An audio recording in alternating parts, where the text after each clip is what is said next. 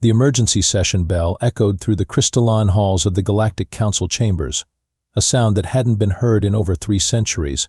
Chancellor Vexthar adjusted his ornate ceremonial robes and cleared his throat with the kind of dramatic flair that only comes from a lifetime of political theater.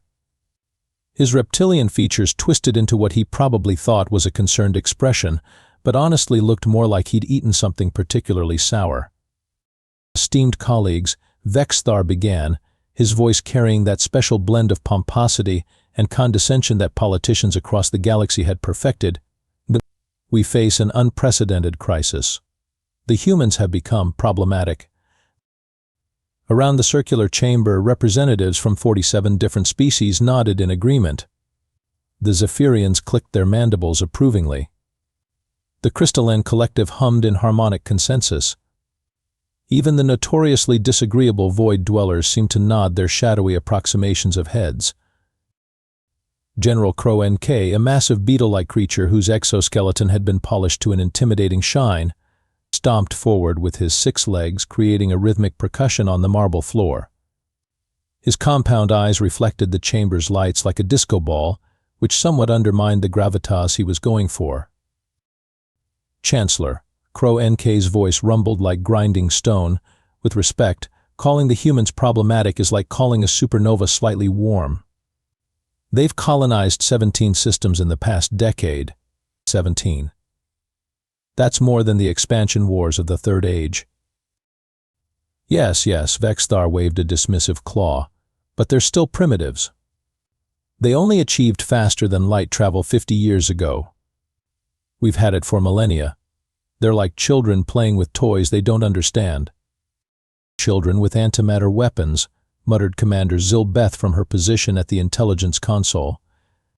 The tentacled officer's nervous fidgeting with her datapad was becoming increasingly frantic, but nobody seemed to notice. General Crow NK's mandibles clicked in what might have been laughter. Antimatter weapons? Please. The Galactic Council has faced 1,000 species with antimatter weapons. Humans are no different. They're carbon-based, they breathe oxygen, they die when shot. Standard biological limitations. Exactly, Vexthar preened, clearly pleased with his military advisor's assessment. Which is why I propose we end this human expansion once and for all. A simple ultimatum should suffice. The chamber erupted in approving chittering, humming, and various other sounds that constituted alien applause. It was the kind of sound that would have been absolutely terrifying to human ears, but to the Council, it was music. 72 hours, Vexthar announced with finality. The humans have 72 hours to withdraw from all contested systems and return to their original solar system. If they refuse, we demonstrate why the Galactic Council has maintained peace for 10,000 years. General Crow NK's compound eyes gleamed with anticipation. The infinite swarm is ready, Chancellor. 12,000 vessels, each one capable of sterilizing a planet. The humans won't know what hit them. As the Council dispersed to prepare for what they considered a minor police action, none of them noticed Commander Zilbeth's increasingly frantic attempts to get their attention. Her tentacles were practically vibrating with anxiety as she stared at the energy readings coming from the human home system. Something was very, very wrong with those numbers. Admiral Murphy stared at the alien ultimatum displayed on his holographic monitor while taking his 4th cup of coffee of the morning. It wasn't even 9 a.m. yet, but the caffeine was already the only thing standing between him and a very colorful assessment of the galaxy's intelligence level. Let me get this straight, Murphy said, his gravelly voice carrying the weight of 30 years in the Defense Command. These space bugs want us to pack up and go home within 72 hours, or they'll blow us all to kingdom come. Lieutenant Foster, his aide, stood at attention with the kind of rigid posture that screamed recent academy graduate. The young officer's uniform was so crisp it could probably cut glass, and his nervous energy was almost palpable. That's correct, sir. The message was delivered through standard diplomatic channels. The Galactic Council's ultimatum is quite explicit about the consequences of non-compliance. Murphy leaned back in his chair, which creaked ominously under his weight. The sound echoed through the underground command center that served as Earth's primary defense hub. Banks of monitors showed the positions of human colonies across 17 star systems, each one representing millions of lives and decades of human effort. Consequences, Murphy repeated, savoring the word like a fine wine. Foster, how long have humans been expanding into space? 53 years, sir. And in those 53 years, have we encountered any alien species that didn't immediately try to either conquer us, convert us, or condescend to us? Foster's Adam's apple bobbed nervously. No, sir. The pattern has been remarkably consistent. Remarkably consistent, Murphy echoed. He took another sip of coffee and stared at the alien message. The translation software had done its best, but the condescending tone came through loud and clear in any language. Sir, Foster ventured carefully, the Council's fleet is reportedly massive. Intelligence estimates suggest they have significant technological advantages. Perhaps we should consider diplomatic solutions? Murphy's laugh was about as warm as a black hole. Diplomatic solutions? Kid, they gave us 72 hours to abandon 17 star systems. That's not diplomacy, that's an eviction notice. The Admiral stood up and walked to the main display showing Earth's defensive positions. The planet looked peaceful from space, a blue and white marble that had somehow produced the most stubborn species in the galaxy. Murphy had always been proud of that stubbornness. Foster, what time is it? 9:15 a.m., sir. And when's my lunch break? Noon, sir, as always. Murphy nodded thoughtfully. That gives us about 3 hours to end this war before I eat my sandwich. I think that's enough time. Foster's expression shifted from nervous to concerned. Sir, are you feeling all right? Perhaps the stress of the situation is affecting your judgment. We're facing an entire galactic civilization, not a border skirmish. Border skirmish, Murphy mused. You know what, Foster? You're absolutely right. This is much smaller than a border skirmish. This is pest control.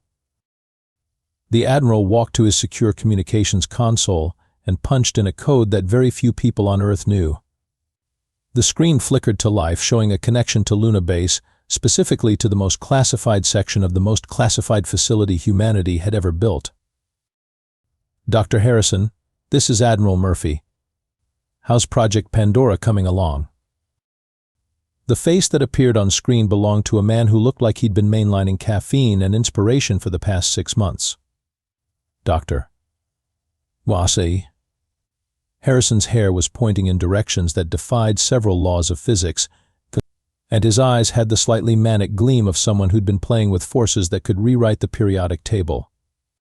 Admiral. Perfect timing. We just finished the final calibrations. The weapon is ready for deployment. Excellent. How long until it's operational? Well, that depends on how flashy you want it to be. We could have it ready in 2 hours for a standard deployment, or 3 hours if you want the full light show. Murphy grinned, and it was the kind of grin that would have made the Galactic Council reconsider their life choices.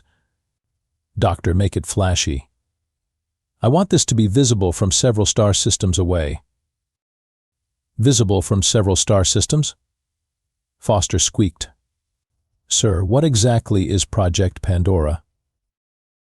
Murphy turned to his aide with that same terrifying grin. Foster, you know how humans have this reputation for building things that are completely and utterly excessive for the job at hand? Yes, sir. Well, we've just perfected the art form. Get me a line to all colonial governors. I want them to clear their outer system shipping lanes within the next 2 hours. Sir, the aliens haven't even arrived yet. Shouldn't we wait to see if they're serious about their ultimatum? Murphy's expression grew serious for the first time since reading the alien message. Kid, they sent us an ultimatum. That means they've already decided to kill us if we don't comply. The only question left is whether we die on our knees or win on our feet. He paused, checking his watch again. Besides, I've got a sandwich waiting for me at noon, and I'll be damned if I let some space bugs make me late for lunch. General Crow NK stood on the bridge of the Council's flagship, the Eternal Harmony, watching as the infinite swarm assembled in perfect formation. 12,000 vessels stretched across space in a display that had brought countless civilizations to their knees. The sight never failed to fill him with pride and a deep sense of cosmic justice. "Report," he commanded, his voice carrying the authority of 10,000 years of military tradition. Sub-Commander Thex Al, a crystalline being whose faceted body reflected the bridge's lights in prismatic patterns, stepped forward with military precision. "All fleet elements are in position, General. The Devastator-class dreadnoughts are prepared for planetary bombardment. The swarm fighters are ready for cleanup operations. The conversion ships are standing by for any survivors who wish to see reason." "Excellent." Crow NK's mandibles clicked approvingly. "And the human fleet positions?" "Minimal, sir. Intelligence reports suggest they have perhaps 300 vessels scattered across their 17 systems. Mostly converted cargo ships and mining platforms with weapons bolted on. Nothing that could threaten even our escort frigates." General Crow NK's compound eyes gleamed with satisfaction. This was going to be even easier than expected. The humans had the audacity to expand into Council space, but they lacked the wisdom to build proper defenses. It was almost disappointing. "Sir," came a nervous voice from the communications station, "Chancellor Vexthar is requesting a conference link." The main screen flickered to life, showing the Chancellor's reptilian features twisted into what he probably thought was a dignified expression. Behind him, the Council chambers buzzed with activity as representatives from across the galaxy prepared to witness humanity's defeat. General Crow NK, Vexthar's voice carried across the void with ceremonial weight. "The Council is eager to observe the correction of this human problem. How long do you estimate the operation will take?" 48 hours at most, Chancellor. The humans have shown no signs of retreat, despite the deadline passing 6 hours ago. They appear to be preparing for some kind of defensive action." "Defensive action?" Vexthar's laugh was like grinding stone. "What defense could primitives mount against the infinite swarm? They've been in space for barely half a century." "None whatsoever," Crow NK agreed. "Their technology is crude, their tactics are predictable, and their numbers are insignificant. This will serve as an excellent demonstration to any other species considering similar expansions." From her position at the intelligence console, Commander Zilbeth's tentacles were writhing with increasing agitation. She'd been trying to get the General's attention for the past hour, but military briefings always took precedence over intelligence reports. That was just how things worked in the Council hierarchy. "Sir," she finally managed to interject, "if I could just show you these energy readings from the human home system." "Not now, Commander," Crow NK waved her off dismissively. "We have more pressing matters to attend to." Chancellor Vexthar's image leaned forward with interest. "Energy readings? What kind of energy readings?" "Probably just industrial activity," Crow NK answered before Zilbeth could speak. "Humans are known for their inefficient energy usage. They probably just ramped up their factories to build more inadequate weapons." "Sir, these readings are off the charts," Zilbeth persisted, her voice taking on a desperate edge. "The energy signature is unlike anything in our databases. It's not fusion, it's not antimatter, it's something else entirely." "Commander," Crow NK's voice carried a warning tone, "you're exhibiting classic pre-battle anxiety. The humans cannot possibly have technology that exceeds our databases. We've been cataloging weapon systems for millennia." "Yes, sir," Zilbeth deflated, her tentacles drooping. "You're probably right." "Of course I'm right." Crow NK's mandibles clicked with finality. "Now, shall we proceed with the demonstration, Chancellor?" "By all means, General. The Council is eager to witness the restoration of galactic order." As the communication link closed, General Crow NK turned to address his fleet. The moment had come to show the galaxy why the Council had maintained peace for 10,000 years. It was time to remind every species that expansion without permission was a mistake that would not be tolerated. All ships, this is General Crow NK. Prepare for hyperspace jump to the human home system. We end this rebellion today. The infinite swarm began to move, 12,000 vessels transitioning to hyperspace in perfect synchronization. It was a sight that had preceded the conquest of 100 worlds, and it would undoubtedly precede the conquest of one more. In the intelligence section, Commander Zilbeth stared at her monitors with growing dread. The energy readings from the human system were still climbing, reaching levels that shouldn't be possible with any known technology. Her tentacles trembled as she watched the numbers continue to rise. Something was very, very wrong, and nobody was listening. Dr. Harrison stood in the heart of Luna Base's most classified facility, surrounded by technology that would have made the galaxy's greatest scientists weep with either joy or terror. The chamber was a perfect sphere carved from lunar rock, its walls lined with displays showing equations that bent the laws of physics into pretzel shapes. Webb, Dr. Harrison called to his assistant, who was currently staring at a control panel with the expression of someone who'd just realized they might have accidentally broken the universe. Status report on the primary containment field. Engineer Webb, a practical woman whose common sense had been battling Dr. Harrison's enthusiasm for the past 3 years, looked up from her instruments with barely concealed horror. The field is stable, Doctor, but I have to ask again, are we absolutely sure this is a good idea? Define good, Dr. Harrison replied while making adjustments to a device that looked like it had been designed by someone who'd read too many science fiction novels. If you mean will it work, then absolutely. If you mean will it work without potentially cracking the moon in half, then I'm about 70% confident.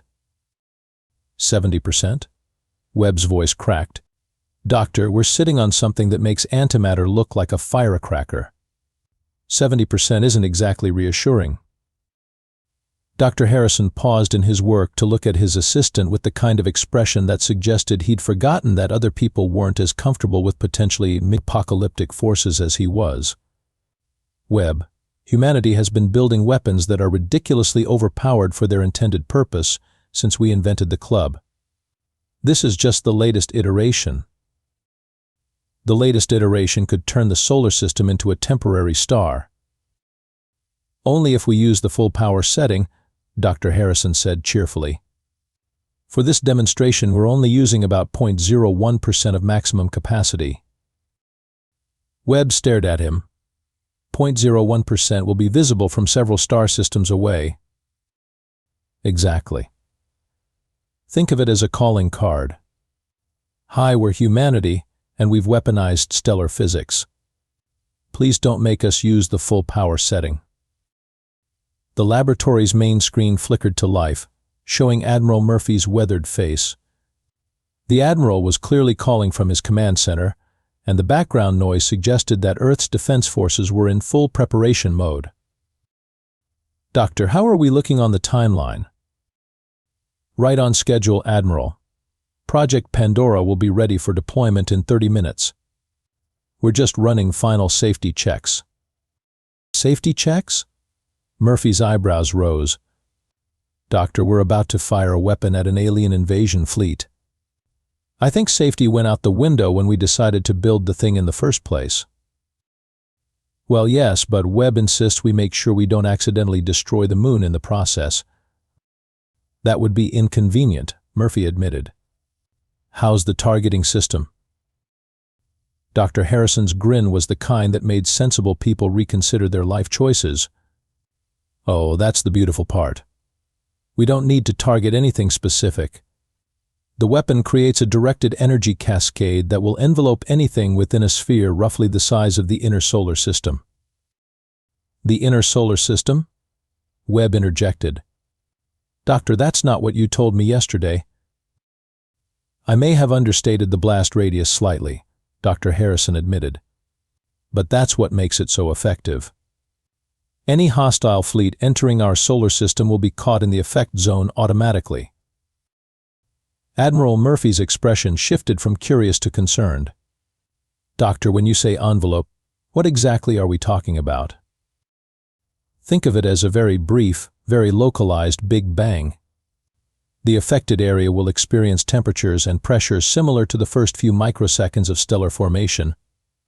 It's completely harmless to anything that isn't currently in space. Completely harmless, Webb repeated flatly. To anything that isn't in space. Right. Things in space will be converted to their component particles and then reassembled into energy.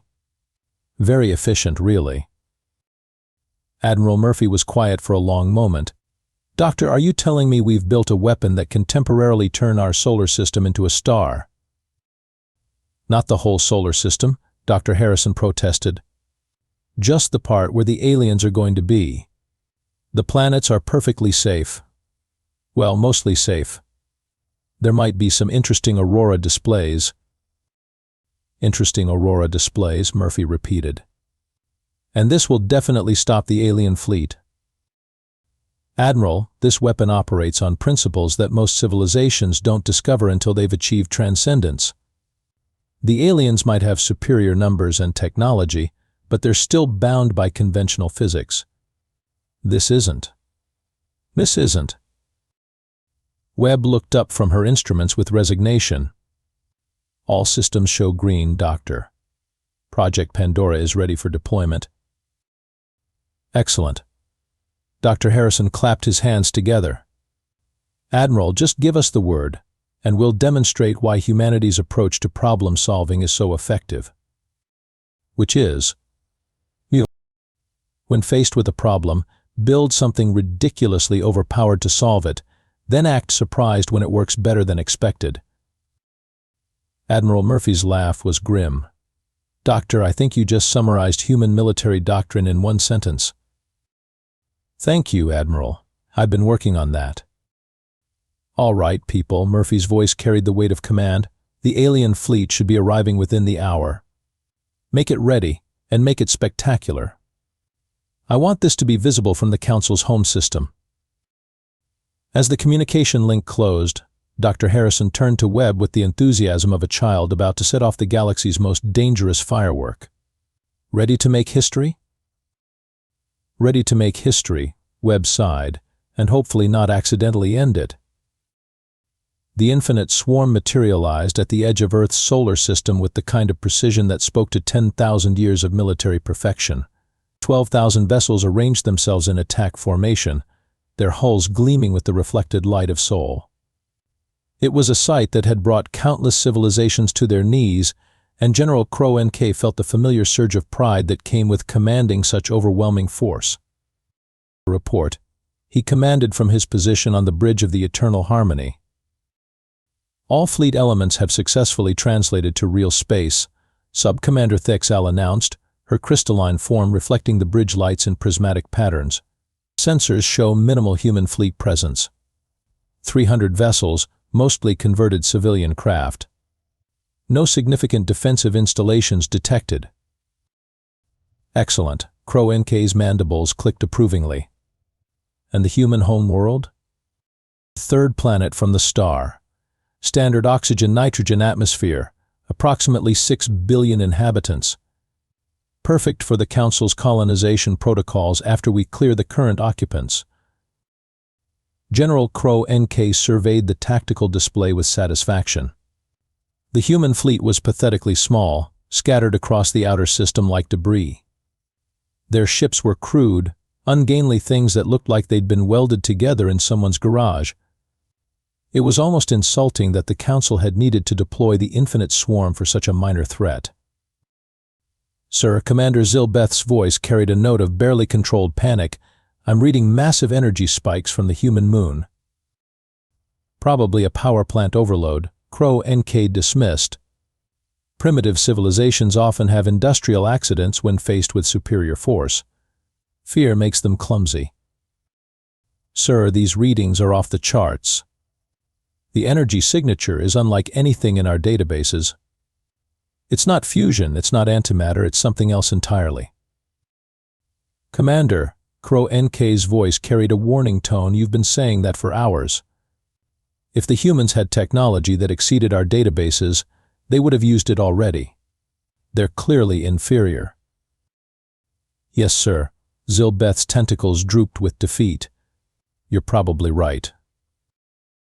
General Crow NK turned to address his fleet, his voice carrying across the void with the authority of galactic law. Warriors of the Council, today we demonstrate why the galaxy has known peace for 10 millennia. Today we show the universe that expansion without permission is a mistake that will not be tolerated. The response from 12,000 vessels was a harmonic symphony of acknowledgement, transmitted across every frequency. It was the sound of absolute confidence, of overwhelming force about to be unleashed against a vastly inferior opponent. Begin the final approach, Crow NK commanded. All vessels, prepare for planetary bombardment. We end this human rebellion here and now. The infinite swarm began to move, 12,000 vessels accelerating toward the inner system with perfect coordination. It was a sight that had preceded the conquest of 100 worlds, and it would undoubtedly precede the conquest of one more. That's when Luna Base fired Project Pandora. The effect was immediate and absolutely beyond anything the Galactic Council had ever witnessed. Space itself seemed to convulse, reality bending around a point of light so brilliant it made stars look dim. The energy cascade expanded outward at a significant fraction of light speed, creating a sphere of directed stellar formation that encompassed the entire inner solar system. Sir, Commander Zilbeth's voice was barely above a whisper. The humans have just weaponized the fundamental forces of creation. For exactly 12 seconds, the space around Earth's star contained 2 stars. The artificial stellar formation created by Project Pandora burned with the intensity of a newborn galaxy, converting matter to energy with an efficiency that would have made the universe's greatest scientists weep with joy. The infinite swarm, caught in the expanding sphere of weaponized physics, simply ceased to exist. Not destroyed, not defeated, but converted back to their component particles and then reassembled into pure energy. It was the most thorough military defeat in galactic history, and it took exactly 5 minutes from start to finish. All vessels, General Crow NK's voice cracked as he broadcast to what remained of his fleet, emergency retreat, full power to engines. Get us out of here now. But there was no fleet left to retreat. Of the 12,000 vessels that had entered the system, exactly 17 survived, and only because they'd been at the extreme edge of the formation when Project Pandora fired. The rest had been converted to their component atoms and then transformed into the most spectacular light show in the galaxy's history. Sir, Commander Zilbeth's tentacles were trembling as she stared at her instruments. The energy release was visible from the Andromeda galaxy. Half the Council's long-range sensors just went offline from the electromagnetic pulse. General Crow NK stared at the tactical display where 12,000 green dots had been replaced by empty space and a slowly fading energy signature. His compound eyes reflected the dying light of humanity's demonstration, and for the first time in his military career he felt something he'd never experienced before: absolute, but overwhelming terror. "Get me a line to the Council," he whispered. "Emergency priority. Tell them the humans have just redefined the meaning of superior firepower." As the 17 surviving vessels of the infinite swarm fled toward the outer system, their sensors recorded the aftermath of Project Pandora. The weapon had lasted exactly 12 seconds, but its effects would be visible from several star systems for the next few months. It was a calling card written in the language of weaponized physics, and its message was perfectly clear: humanity had just introduced the galaxy to a new kind of warfare. On Luna Base, Dr. Harrison was checking his instruments with the satisfaction of a job well done. "Webb, how are the power readings?" "All systems nominal, Doctor." "The lunar surface is intact, the containment field held perfectly, and we only used 0.01% of maximum capacity." "Excellent. And the alien fleet?" "What alien fleet?" Dr. Harrison grinned. "Exactly." Admiral Murphy glanced at his watch as the last echoes of Project Pandora faded from the solar system's sensors. 11:47 in the morning. Still plenty of time to grab his usual ham and cheese sandwich before noon. Foster, he called to his aide, who was staring at the tactical display with the expression of someone who'd just watched physics get mugged in an alley. Status report. Sir, Foster's voice was slightly higher than usual. The alien fleet has been completely neutralized. Correction, sir, the alien fleet has been completely converted to constituent particles and then reassembled as electromagnetic radiation. Outstanding. Any survivors? 17 vessels on the outer perimeter managed to escape. They're currently broadcasting surrender on all frequencies. Murphy nodded approvingly. 17 survivors out of 12,000. That's what I call a decisive victory. He paused, considering. Although I suppose calling it a victory implies the other side had a chance. The main communication screen flickered to life, showing a reptilian face that looked significantly less pompous than it had 3 hours ago. Chancellor Vexthar's ceremonial robes were disheveled, his scales had lost their lustrous sheen, and his eyes held the haunted look of someone who'd just watched their entire worldview get vaporized.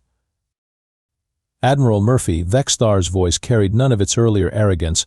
The Galactic Council wishes to discuss terms of surrender. Surrender? Murphy raised an eyebrow. Chancellor, I thought you were here to demonstrate galactic superiority. What happened to your infinite swarm? The infinite swarm has been, Vexthar paused, apparently struggling with the concept, defeated. Utterly and completely defeated. By a weapon that our scientists are calling impossible. Impossible? Murphy's laugh was about as sympathetic as a black hole. Chancellor, humans have been doing impossible things since we figured out how to make fire. We just scaled up the process. Admiral, Vexthar's voice took on a desperate edge. What were the terms of your surrender? The Council is prepared to be reasonable. My surrender? Murphy's expression shifted from amused to dangerous. Chancellor, I think you're confused about who's surrendering to whom. Your fleet just got converted to energy by our afternoon science project. We're not the ones who need to surrender. Then what are your terms? Murphy leaned back in his chair, which creaked with the comfortable sound of authority. My terms are simple. The Galactic Council will recognize human sovereignty over all systems we currently occupy. You will not interfere with human expansion. You will not threaten human colonies. And you will add a note to your database that any future threats to humanity will be met with increasingly creative applications of weaponized physics. Those terms are acceptable, Vexthar said quickly. The Council agrees to all conditions. Excellent. Oh, and one more thing. Yes? Next time you want to issue an ultimatum, maybe check what we're building in our science labs first. We tend to get creative when threatened. Understood, Admiral. Is there anything else? Murphy glanced at his watch again. 11:53. Actually, yes, don't call back before 1 o'clock. I'm going to lunch. As the communication link closed, Foster turned to his commanding officer with barely concealed amazement. Sir, we just defeated the most powerful military force in galactic history before lunch. We did indeed, Murphy agreed, standing up and straightening his uniform. And we did it with time to spare. Sir, if you don't mind me asking, what happens now? Murphy considered the question as he walked toward the command center's exit. Now, Foster, we do what humans have always done after winning a war. We go eat something, maybe take a nap, and then we start building something even more ridiculous for next time. More ridiculous than a weapon that can turn solar systems into temporary stars? Foster, you clearly haven't been paying attention to human history. We've been building bigger and better weapons since we figured out that rocks work better when you throw them harder. Project Pandora is just the latest iteration. What could possibly be more powerful than Project Pandora? Murphy paused at the door, his expression thoughtful. Well, Dr. Harrison mentioned something about weaponizing gravity. and the theoretical physics team has been working on something they call aggressive dimensional engineering. I don't pretend to understand it, but apparently it involves turning hostile fleets inside out across multiple dimensions. Foster stared at his commanding officer with growing concern. But, sir, is humanity ever going to stop building increasingly dangerous weapons? Foster, we're humans. We've been solving problems with excessive force since we learned to walk upright. Why would we stop now? Because we might accidentally destroy the universe? Murphy's laugh echoed through the command center. Kid, the universe survived us learning to split atoms, it survived us learning to fuse them, and it just survived us learning to weaponize stellar formation. I think it can handle whatever we come up with next. As Admiral Murphy headed off to enjoy his well-deserved lunch, the galaxy began to process the implications of humanity's demonstration. The Galactic Council convened an emergency session to discuss new diplomatic protocols for dealing with species who had weaponized the fundamental forces of creation. Emergency broadcasts went out to every civilization in the galaxy, updating the threat assessment for humanity from minor expansion problem to do not threaten under any circumstances. And in the halls of the Council, a new rule was quietly added to the official protocols: when dealing with humans, always check what they're building in their laboratories first. And never, under any circumstances, interrupt their lunch. The 5-minute war, as it came to be known, had ended exactly as Admiral Murphy had predicted. The galaxy had learned an important lesson about human nature, and Murphy had learned that weaponized physics made for excellent appetite suppressants. His ham and cheese sandwich had never tasted better.